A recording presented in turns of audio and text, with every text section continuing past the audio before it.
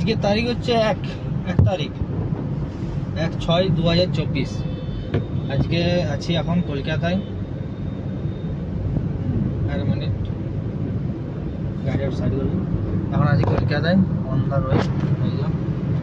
আজকে ফাস্ট্যাগে দেখবো কতটা পাওয়ার মানে গাড়িটা।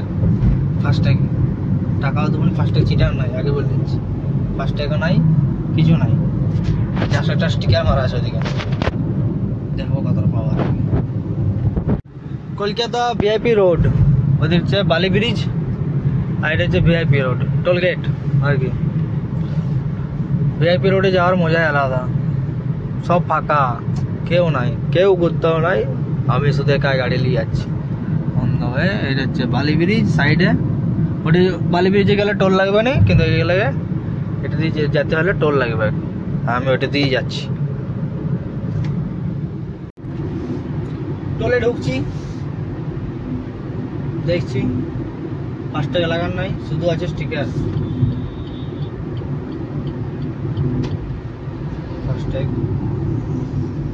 ভিআইপি রোডে আর ভিআইপি গেটে ঢুকছি।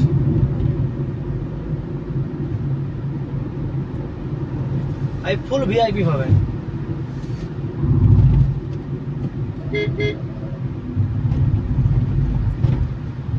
ফুল ভিআইপি আজকে।